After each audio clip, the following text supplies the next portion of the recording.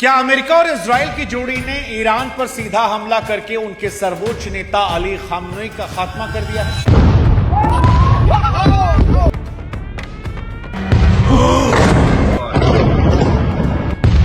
Fox News can confirm that Iran's the Ayatollah Khamenei is dead. क्या Donald Trump और Netanyahu ने अपने सबसे बड़े दुश्मन को मौत के घाट उतार दिया है? और अगर उतारा है तो क्या दुनिया में अब शांति आएगी या फिर पूरी दुनिया एक ऐसी आग में झोंक दी जाएगी जिसका अंत क्या होगा वो किसी को नहीं पता। 28 फरवरी 2026 को ईरान पर हमले होने शुरू हो गए। ईरान पलटवार कर रहा है।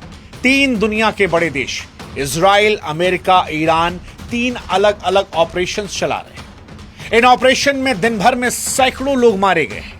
लेकिन इन सैकड़ों लोगों के मारे जाने के बीच में जब यह खबर आई कि ईरान के सबसे बड़े रहनुमा का अंत हो गया तो इस खबर ने दुनिया की सांसें रोक दी है।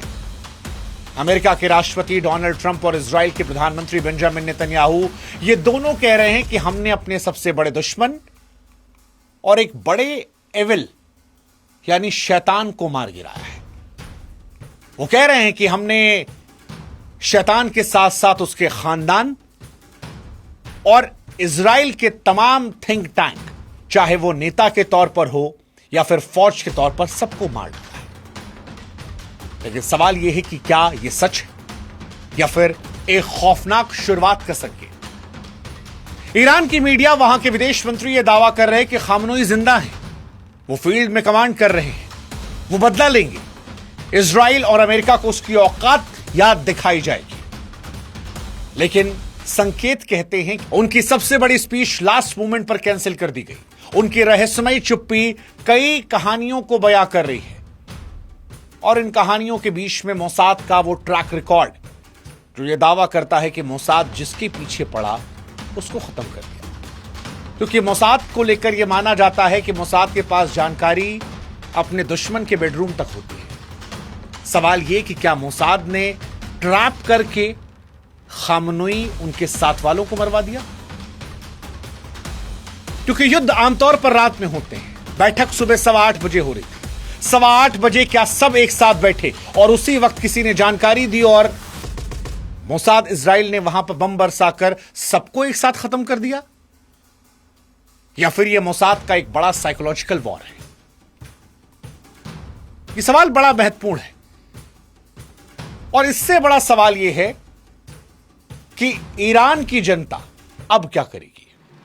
क्योंकि चाहे नेतन्याहू हो या फिर डोनाल्ड ट्रंप, वो ईरान की जनता से कह रहे थे कि देखो हम तुम्हारे लिए कर रहे हैं। लेकिन जब ईरान की सड़कों पर सैकड़ों बच्चों का कत्ल हुआ, जब ईरान के सर्वोच्च नेता, उनके 40 से अधिक टॉप कमांडर्स को मार गिराया गया, तो क्या ईरान की जनता जो है वो अमेरिका, इजराइल के साथ खड़ी होगी या इन मासूमों के जनाजों को देखकर महाजिहाद की तरफ बढ़ेगी?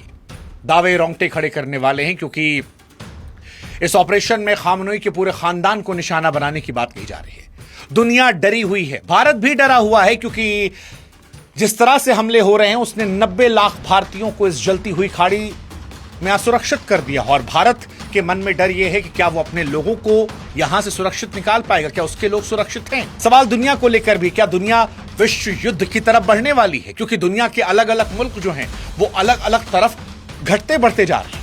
कोई ईरान की तरफ जा रहा है, कोई अमेरिका की तरफ जा रहा है। और सवाल यह है कि क्या ट्रंप, नेतन्याहू ने विश्व को वर्ल्ड वॉर की तरफ भेज दिया है या खामनेई के खात्मा करके ईरान का नक्शा बदल दिया है और एक नए दौर की शुरुआत कर दी है? नमस्कार, मैं हूं शुभांकर मिश्रा और आज यह वीडियो बड़ा महत्वपूर्ण है। इसलिए हमारी आपसे गुजारिश है कि अगर आपके पास समय है तभी इस वीडियो को देखें, क्योंकि इस वीडियो में आपके मन में इजराइल, अमेरिका वर्सेस ईरान युद्ध के सारे सवालों के जवाब देंगे। खामनेई के जिंदा रहने, ईरान के पलटवार करने की सारी बातें जो हैं हम आपको बता रहे हैं। हमारी आपसे गुजारिश है कि अब जब ये युद्ध की शुरुआत हो गई है तो आप हमारे व्हाट्सएप चैनल को सब्सक्राइब कर लें ताकि सही खबर हम आप तक पहुंचा सकें। क्योंकि युद्ध के दौरान सबसे जल्दी या पहली जंग जो लड़ी जाती है वो इंफॉर्मेशन की होती है, फेक न्यूज की होती है। ऐसे में जब दुनिया भरी खबरें वायरल हैं तो आप तक सच्ची और सटीक खबरें हम पहुंचाते रहेंगे। आप व्हाट्सएप पे जुड़ेंगे तो वीडियोस अपने आप तक पहुंच जाएंगे। लिंक हमने डिस्क्रिप्शन में, कमेंट सेक्शन में डाल रखा है। अब सवाल पहला, क्या खामनेई के अंत के साथ ईरान का परमाणु खेल खत्म? क्योंकि इजराइल ने इस मिशन को ऑपरेशन लॉयन रोड नाम दिया था, शेर की दहाड़। अब खबर यह आ रही है कि यह हमला इतना सटीक था इजराइल का कि खामनोई, उसके परिवार के सदस्य जिसमें दामाद, बहू, सब मर गए।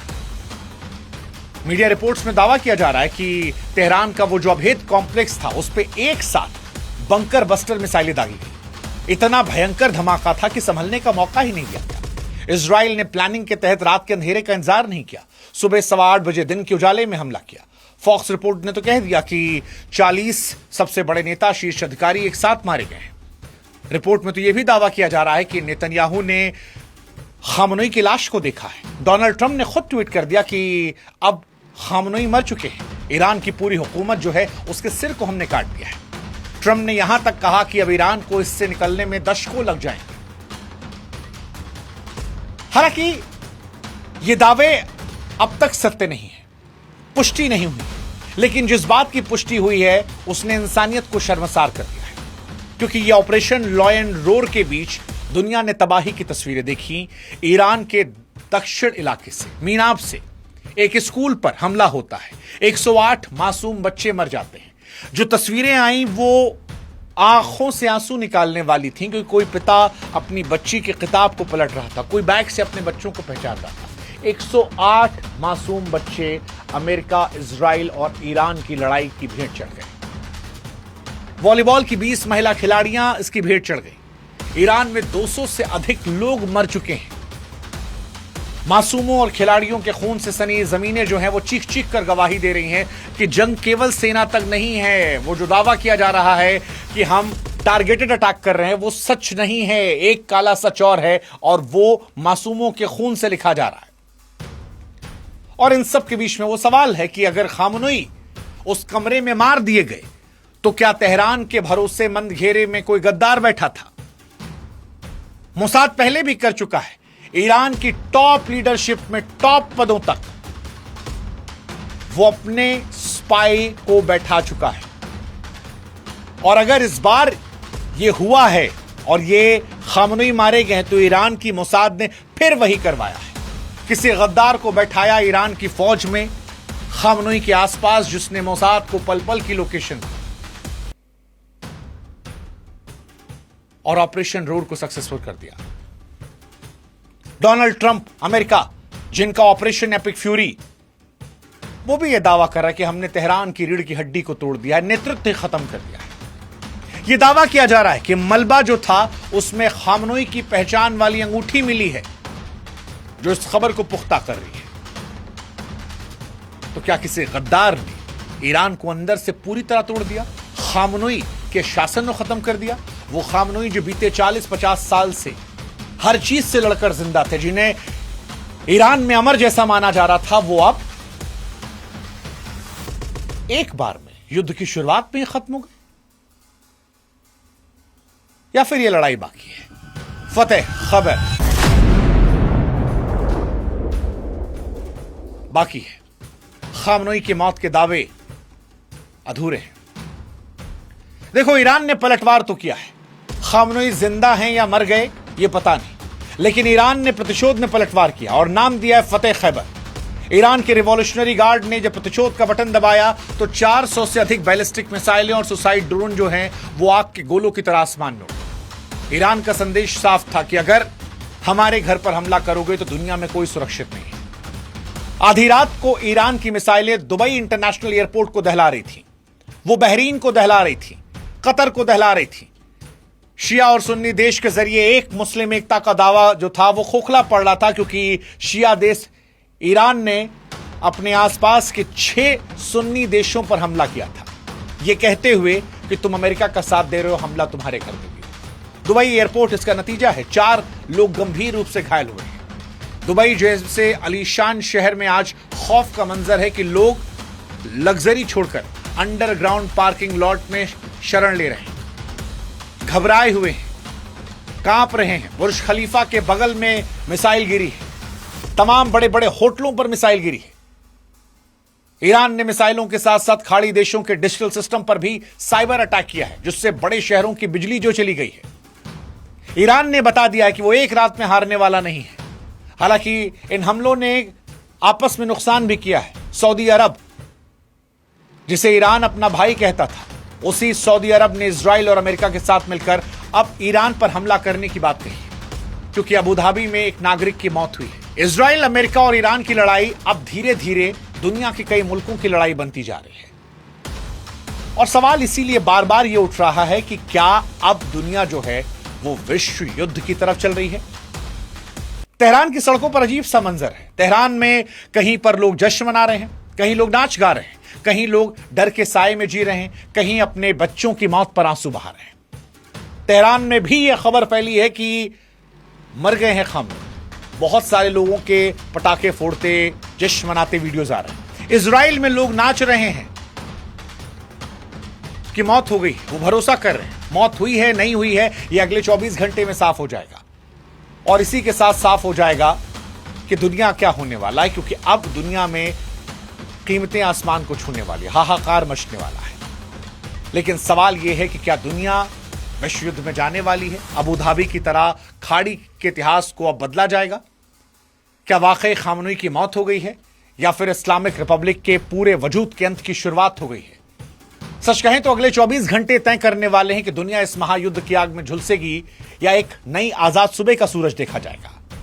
हालांकि इजराइल और अमेरिका के अटैक में ईरान को नुकसान बहुत हुआ है। नुकसान उनके रक्षा मंत्री की मौत और उनके कमांडर्स की मौत को लेकर, क्योंकि इस युद्ध का सबसे सनसनीखेज और खौफनाक मोड़ तब आया जब यह खबर पुख्ता हुई कि ईरान के रक्षा मंत्री अजीज और IRGC के कमांडर जनरल मोहम्मद बाकपुर एक सटीक मिसाइल हमले मार गए।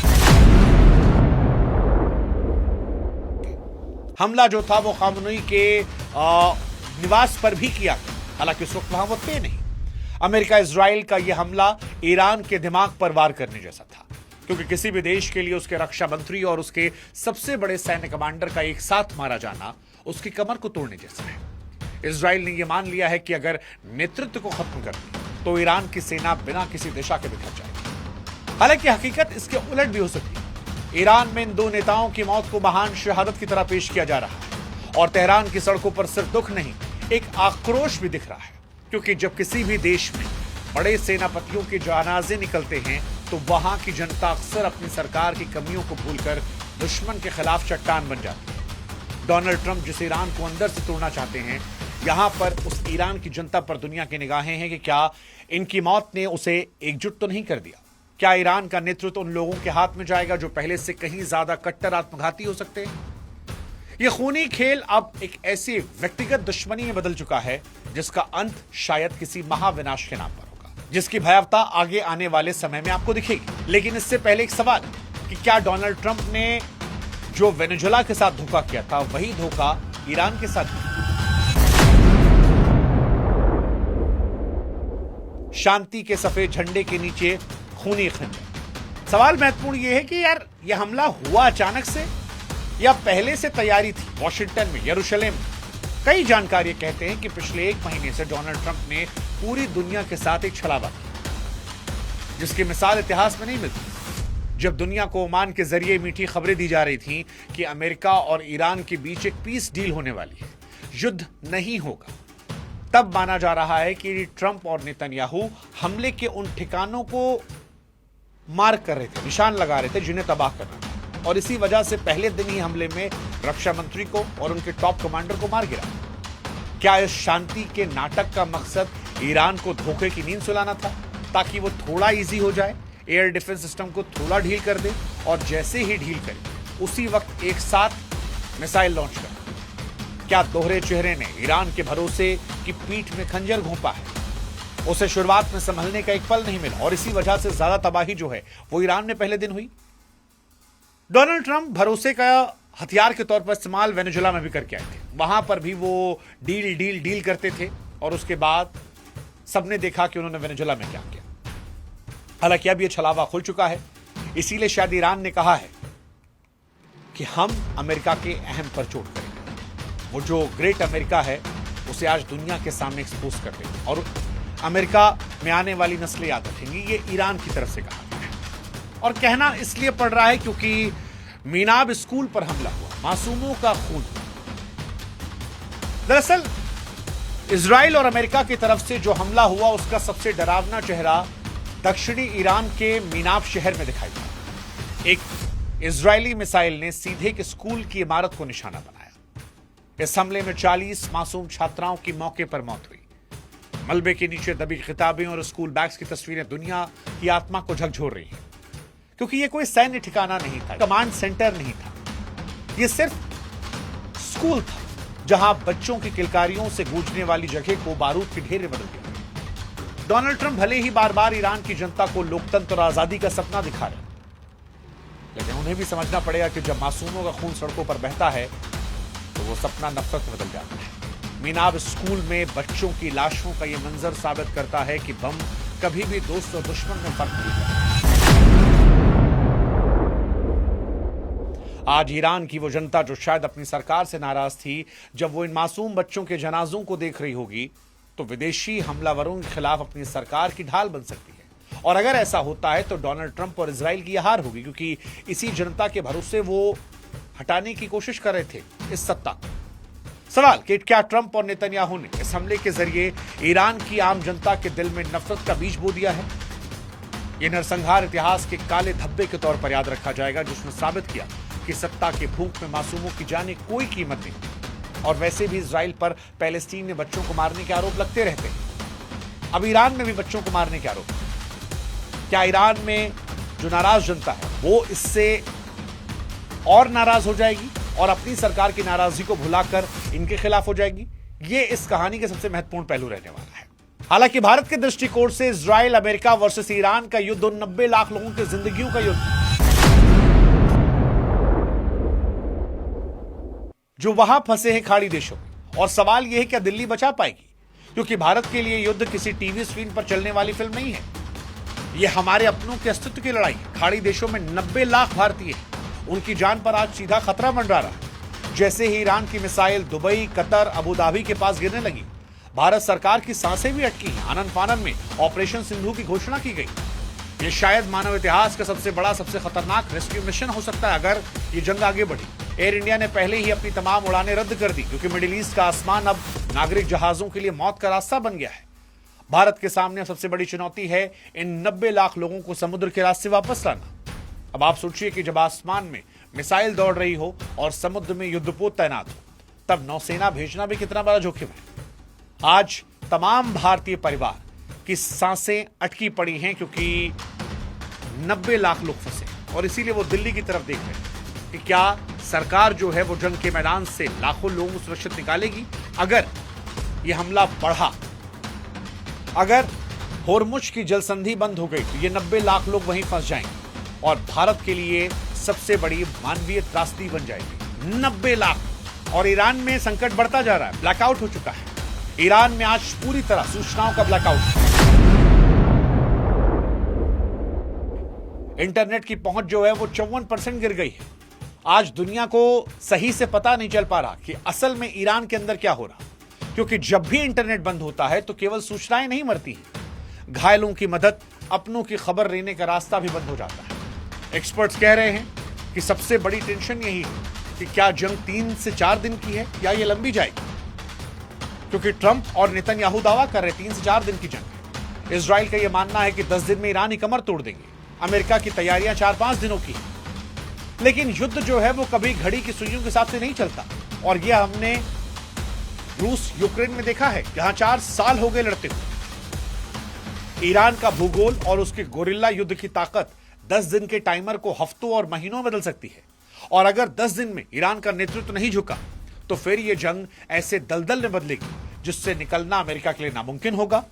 जब तक इंटरनेट बंद रहेगा, दुनिया को अंदर की तस्वीर नहीं आएगी, तब तक ये बारूद का ढेर जलता रहेगा और विनाश का आंकड़ा यूं ही बढ़ता रहेगा। सवाल यहां दुनिया को लेकर भी है, क्योंकि अब खाड़ी देशों में शिया सुन्नी समीकरण जो है वो बदल रहा है। इजराइल अमेरिका वर्सेस ईरान की जंग जो है अब धार्मिक जंग में भी तब्दील हो रही है। और यही इस जंग का सबसे पेचीदा मामला है, क्योंकि इसका धार्मिक सामाजिक ढांचा ये इस जंग को प्रभावित करेगा। दरअसल ईरान एक शिया बहुल देश है। उसने सऊदी अरब, यूएई, कतर और बहरीन जैसे सुन्नी देशों के अमेरिकी अड्डों पर हमला किया है। अब अगर ऊपर ऊपर देखें तो ये सुन्नी देशों पर हमला लगता है, लेकिन असल में इन देशों की सरकारें तो अमेरिका के साथ हैं, लेकिन वहां जो लोग रह रहे हैं उनके दिलों में, आम जनता के दिलों में इजराइल के खिलाफ गुस्सा है। वो ईरान के प्रति गहरी सहानुभूति रखते हैं। उसकी कई वजह है। एक वजह है गाजा में जो हो रहा है वो हमेशा इजराइल के खिलाफ है। दूसरा, ईरान एक मुस्लिम बहुल देश है। सुन्नी लोगों की अपनी समस्याएं हो सकती हैं शिया लोगों से, लेकिन जब बारी इजराइल की आती है वहां पर वो ईरान के साथ खड़े हैं। जबकि इनका मुल्क और इनके मुल्क के हुक्मरान जो हैं वो अमेरिका के साथ खड़े हैं। ऐसे में क्या इन देशों में भी लोगों में आक्रोश देखने को मिल सकता है? और जब ईरान की मिसाइलें इन देशों की तरफ बढ़ रही हैं तब क्या होगा? क्या ये लोग अपनी सरकार पर भी दबाव बनाएंगे? क्योंकि जो मिसाइलें ईरान इजराइल की तरफ बढ़ा रहा है उस पर ये जश्न मना रहे हैं, लेकिन ये लोग अपने देश पर मिसाइल गिरने पर क्या अपने मुल्क के हुक्मरान पर दबाव बनाएंगे, अमेरिका से दूरी बनाएं? और अगर अमेरिका से वो दूरी बनाते हैं तो क्या अमेरिका के लिए जंग और मुश्किल हो जाएगी? क्योंकि अमेरिका इन्हीं जगहों से तो लड़ रहा है। ट्रंप और इजराइल की सबसे बड़ा संकट है कि वे उन सरकारों के भरोसे हैं जिनके पास अपनी जनता का समर्थन है। अगर युद्ध लंबा खिंचा तो सुन्नी देशों की हुकूमतों को अपने लोगों के विद्रोह का सामना करना पड़ सकता है। और ये संकट और बड़ा हो जाएगा अगर होर्मुज की जल संधि और तेल का खेल हो गया, जो दुनिया की अर्थव्यवस्था पर ताला लगा देगा। दरअसल अमेरिका इजराइल वर्सेस ईरान की जंग में ईरान के पास दुनिया की रफ्तार रोकने का सबसे बड़ा हथियार होर्मुज की जल संधि है, और इसे महज एक समुद्री रास्ता समझना बहुत बड़ी भूल है। ये पूरी दुनिया की सांस लेने वाली नली, जहां से हर रोज करीब 2 करोड़ बैरल कच्चा तेल गुजरता है। ईरान ने साफ कर दिया है कि अगर उस पर हमले नहीं रुके तो वो इस रास्ते को मिसाइलों और माइंस के जरिए पूरी तरह सील कर देगी। और अगर ऐसा होता है तो ये पूरी दुनिया की अर्थव्यवस्था के लिए मौत का वारंट होगा, क्योंकि जब तेल की सप्लाई रुक जाएगी तो कीमतें जो हैं वो 200, 250, 300, 400 डॉलर प्रति बैरल के पार जाएंगी, और उसका असर पूरी दुनिया पड़ेगा। भारत में भी हर घर में इस बजट का असर पड़ेगा। पेट्रोल डीजल की कीमतें आसमान छू जाएंगी। महंगाई का ऐसा तांडव होगा जिसकी कल्पना भी डरावनी है। डोनाल्ड ट्रंप भले ही सैन्य रूप से खुद को विजेता कहें, लेकिन अगर दुनिया महामंदी में गई तो फिर उनके हाथ में भी सिर राख बचेगी। और इन सारी चीजों को देखते हुए Israel plus America versus Iran की लड़ाई में रूस और चीन की खतरनाक चुप्पी जो है वो परेशान कर रही है। क्या रूस और चीन की खतरनाक चुप्पी तीसरे विश्व युद्ध का संकेत है? इजराइल अमेरिका वर्सेस ईरान में रूस और चीन फिलहाल खामोश है, और कूटनीतिक जानकार इसे तूफान से पहले की शांति कह रहे हैं। कई एक्सपर्ट्स यही बताते हैं कि पिछले कुछ समय में रशिया और चाइना ने ईरान को बहुत हेल्प किया, बहुत ज्यादा हेल्प की। उन्हें ताकत से लैस कर दिया है ताकि वो युद्ध लंबा खेल सके। और अगर युद्ध लंबा चलता है तो इसमें रूस और चाइना की भी एंट्री हो सकती है। रूस ने अभी इस हमले को खुली आक्रामकता बताया है, और यह सबको पता है कि पुतिन कभी भी मिडिल ईस्ट में अमेरिका का एक तरफा राज बर्दाश्त नहीं करेगा। असली डर यह है कि क्या रूस चुपके से ईरान को वो हथियार देगा जो इजराइल के F-35 को खिलौना बना दे। अगर रूस ने अपने S-400 एयर डिफेंस सिस्टम की कमान ईरान को सौंपी और चाइना ने अपने सुखोई 35 लड़ाकू विमान तेहरान भेजे, तो ये युद्ध अमेरिका के लिए परेशानी का सबब हो सकता है। कई एक्सपर्ट्स ये भी कहते हैं कि कई हथियार मिल गए हैं ईरान को पहले से। बीते 1 महीने में ये तैयारियां चल रही हैं। पुतिन का इतिहास गवाह है कि वे तब तक खामोश रहते हैं जब तक दुश्मन अपनी सारी ताकत न झोंक दे, और फिर वो ऐसा प्रहार करते हैं कि समीकरण बदल जाता है। वो चीन जो ईरान के तेल का सबसे बड़ा खरीदार है फिलहाल खामोशी से तमाशा देख रहा है, लेकिन उसकी ये चुप्पी रणनीतिक सस्पेंस है। चीन जानता है कि अगर अमेरिका इस युद्ध में फंस गया तो उसके लिए ताइवान या दक्षिण चीन सागर में अपनी ताकत बढ़ाने का अच्छा मौका होगा। चीन की आर्थिक ताकत अमेरिका को अंदर से खोखला कर सकती है। अगर उसने ग्लोबल सप्लाई चेन को ईरान के समर्थन में मोड़ा, अगर रूस और चीन ने मिलकर अमेरिका के खिलाफ आधिकारिक मोर्चा खोला, तो इसे ऑफिशियली थर्ड वर्ल्ड वॉर कहा जाएगा। और ये चुप्पी किसी समझौते का संकेत नहीं, ये उस मौके का इंतजार है जहां अमेरिका अपनी सारी ताकत झोंक चुका है, और फिर ये दोनों महाशक्तियां अपना रोल प्ले कर सकती हैं। रूस और चीन के लिए ईरान का गिरना उसकी कूटनीतिक हार होगी, इसलिए वे इसे बचाने के लिए अनऑफिशियली पर्दे के पीछे से घातक हथियारों और इंटेलिजेंस की सप्लाई बीते 1 महीने से कर रहे हैं, जो पुख्ता माना जा रहा है। हालांकि आखिर में एक सवाल और उठता है धार्मिक जुनून और मेहदी का इंतजार, मौत और जन्नत का आखिरी मुकाबला। ईरान के कट्टरपंथी इस युद्ध को केवल जमीन या परमाणु ठिकानों की लड़ाई नहीं मान रहे। उनके लिए यह पवित्र युद्ध है, एंड टाइम बैटल, जिसका जिक्र सदियों पुरानी मजहबी भविष्यवाणियों में लिखा था। वो इसे इमाम मेहदी के आने का संकेत मान रहे हैं। और जब युद्ध में धर्म का जुनून जुड़ जाता है तो लोग मौत से डरना बंद कर देते हैं। डोनाल्ड ट्रंप के लिए सबसे बड़ी चुनौती वो लाखों फिदाइन लड़ाकों को रोकना होगा जिनके लिए मौत का मतलब हार नहीं बल्कि जन्नत का सीधा रास्ता है। जब एक मां अपने इकलौते बेटे को कफन पहनाकर अमेरिकी टैंकों के सामने इस यकीन के साथ भेजती है कि वो शहीद होकर अमर जाएगा, तो उस जुनून को कोई मिसाइल नहीं रोक सकती। और अगर ऐसा होता है तो फिर ये अमेरिका में भी तबाही लाएगा, बर्बादी लाएगा, इजराइल में बर्बादी लाएगा। तेहरान की मस्जिदों और कुंभ के पवित्र शहरों से ये संदेश तेहरान की मस्जिदों और कुंभ के पवित्र शहरों से संदेश फैलाया जा रहा कि ये महान युद्ध है। और इसीलिए हम कह रहे हैं कि जब कोई युद्ध धार्मिक मोड़ ले लेता है तो वहां जीत और हार के मायने बदल जाते हैं। डोनाल्ड ट्रंप के लिए बड़ी चुनौती है कि मिसाइलों और टैंकों की तकनीकी रूप से तो रोक सकते हैं, लेकिन लाखों फिदाइन को कैसे रोकेंगे? ईरान के बासिस्ट, जिन्हें आप स्वयं सेवक कह सकते हो, उनके हजारों युवा लाल कफन पहनकर इन दिनों कसम खा रहे हैं कि अमेरिकी अड्डों के लिए चलते फिरते वो बम बन गए। और यही वो मोड़ है जहां तकनीक बेअसर होती है और युद्ध आस्था बनाम आधुनिकता का होता है। और जब ऐसा होता है तो ये पूरी दुनिया को अपने साए में लपेट लेता है। सवाल उठता है, क्या मानवता इस बारूद के ढेर में राख है? क्योंकि operation law and roar, operation epic fury और ऑपरेशन फतेह खैबर जैसे नाम शांति के नहीं, ये महाविनाश के कोड नेम है। डोनाल्ड ट्रंप और नेतन्याहू भले ही 10 दिनों का युद्ध मान रहे, लेकिन इतिहास गवाह है कि जंग कैलेंडर देखकर नहीं आती और आज इंसानियत हार रही है, बारूद जीत रहा है। 28 फरवरी 2026 की सुबह हमें उस अंधेरे मोड़ पर लाई है जहां से वापसी का कोई रास्ता नजर नहीं आता। अगर अभी भी होश नहीं आया तो यह आग न सिर्फ मिडिल ईस्ट को बल्कि पूरी दुनिया को अपनी चपेट में लेगी, पूरी दुनिया। और अब आने वाला वक्त ये तय करेगा मिडिल ईस्ट के नक्शे पर नई सीमाएं खींची जाएंगी या मानवता इस अंतहीन संघर्ष की भेंट बन जाएगी। ये कहानी इजराइल अमेरिका के ईरान पर है। हमारी कोशिश थी कि आपको सरल शब्दों में विस्तार से इस पूरे युद्ध को समझाएं, इसके अलग अलग पहलुओं को समझें। हमारी आपसे फिर गुजारिश है कि अगर हमारे व्हाट्सएप चैनल से आप नहीं जुड़े हैं तो जुड़िएगा, ताकि ये वीडियोस आप तक हर रोज पहुंच सके, हर रोज आपको सही जानकारी मिल सके। आप हमारी ताकत बनिए, हम आपको जानकारियां देंगे। नमस्कार, जय हिंद।